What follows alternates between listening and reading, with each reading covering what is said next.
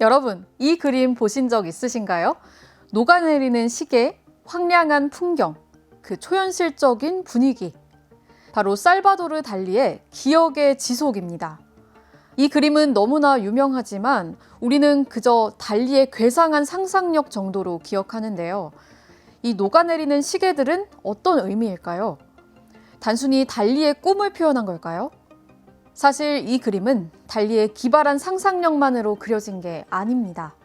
이 녹아내리는 시간 뒤에는 달리의 모든 것을 집어삼키고 동시에 지탱해준 그 여인, 갈라가 있습니다. 오늘은 20세기에서 어쩌면 가장 기묘하고 격렬했던 사랑 이야기와 그 사랑이 탄생시킨 명작, 기억의 지속에 대해서 알아보겠습니다. 1929년 여름 스페인의 카다케스. 26살의 살바도르 달리는 친구 집에서 한 여자를 만납니다. 러시아 출신의 신비롭고 강렬한 여인, 갈라였습니다.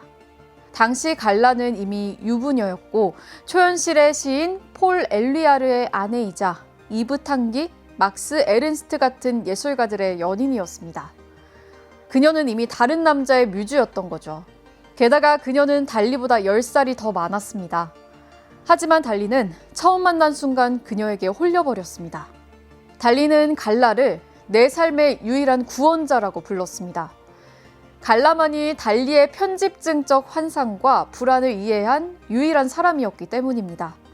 그녀는 남편을 떠나 달리 곁에 남았고 그의 모델이자 매니저 그리고 영감의 원천이 됐습니다. 갈라를 만나기 전 달리는 불안과 자기 혐오에 시달렸지만 갈라가 그의 자신감을 끄집어냈습니다. 그녀는 달리의 재능을 굳게 믿었고 그의 그림이 팔릴 수 있도록 사업적인 관리까지 도맡았습니다.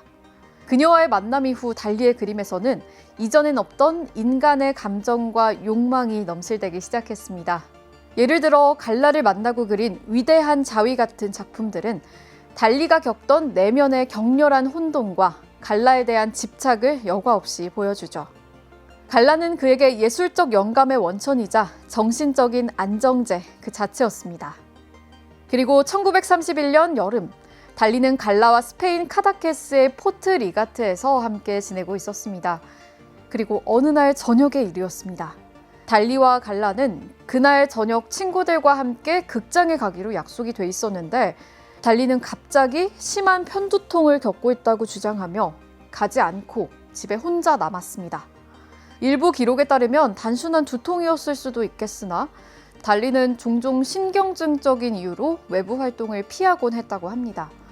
초현실주의 전시회를 앞두고 있었지만 아이디어가 안 떠올라서 예민했던 시기가 아닐까 싶은데요. 당시 그가 그리고 있던 캔버스에는 이미 포트 리가트의 황량한 풍경이 배경으로 그려져 있었습니다. 절벽, 올리브나무, 멀리 보이는 바다. 뭔가 부족했지만 좀처럼 영감이 떠오르지 않았습니다. 그렇게 고요한 부엌에 홀로 남은 달리는 식탁을 멍하니 바라보았습니다. 식탁 위에는 저녁 식사 후 남은 카망베르 치즈가 놓여 있었죠. 여름밤의 따뜻함 때문에 치즈는 거의 액체처럼 흘러내릴 듯한 흐물흐물한 모습이 되어 있었습니다. 달리는 그 녹아내린 치즈를 계속 응시했습니다. 그리고 그는 갑작스럽게 깨달았죠. 사랑 앞에서 시간이란 얼마나 무의미한지를요. 갈라와 함께 있을 때면 시간이 다르게 흘렀습니다. 때론 한없이 느리게, 때론 순식간에 지나갔죠. 시간은 절대적이지 않았습니다. 사랑 앞에서 시간은 부드럽고 유동적이며 또 변형 가능한 것이라는 생각이 들었습니다. 달리는 재빨리 붓을 들었습니다. 그리고 단 2시간 만에 작업 중이던 풍경화 위에 이 녹아내리는 시계 이미지를 추가해 기억의 지속을 완성했습니다. 바위 위에 늘어진 시계의 세계, 마치 치즈처럼 녹아내린 시간들, 그리고 모래 위에 누운 기묘한 형상 하나. 그 형상은 눈을 감고 누워있는 꿈과 현실 사이의 달리 자신이었습니다. 그런데 이 그림 속에는 단 하나 녹지 않는 시계가 있습니다. 여러분 보이시나요? 뒤집어져 있고 개미들이 기어다니는 주황색 시계인데요. 그것은 단담함과 부패함을 동시에 상징합니다. 달리의 무의식 속에는 아직도 가족과 사회로부터 받은 단단한 상처와 또 공포가 자리 잡고 있었던 거죠. 갈라가 돌아왔을 때 달리는 물었습니다. 이 그림을 보고 나서 3년 뒤에도 기억할 수 있을까? 갈라는 대답했죠. 이 그림을 한 번 본 순간 절대 잊을 수 없어. 기억의 지속은 갈라가 없던 그 짧은 시간, 달리가 느꼈던 갈라가 없는 시간의 상태, 즉 시간의 무의미함과 심리적인 불안을 그대로 담은 작품이었습니다. 이 작품으로 달리는 세계적인 화가가 되었지만 그에게 더 중요한 것은 갈라였습니다. 이후 달리는 갈라를 모델로 한 수많은 작품을 남기며 그녀를 예술적 영감으로 신격화했습니다. 1935년 갈라의 초상화를 그렸습니다. 갈라를 정면으로 그린 초기 초상화 중 하나로 그녀의 신비롭고 강렬한 시선을 담았죠. 1949년 포트 리가트의 성모에서는 갈라를 성모 마리아로 신격화해서 그렸습니다. 포트 리가트의 풍경을 배경으로 하며 고전주의와 종교적 테마를 현대적으로 결합시킨 달리의 신비주의적 시대를 보여주는 작품이죠. 같은 해 그림 원자 레다에서는 갈라가 백조와 함께 떠 있습니다.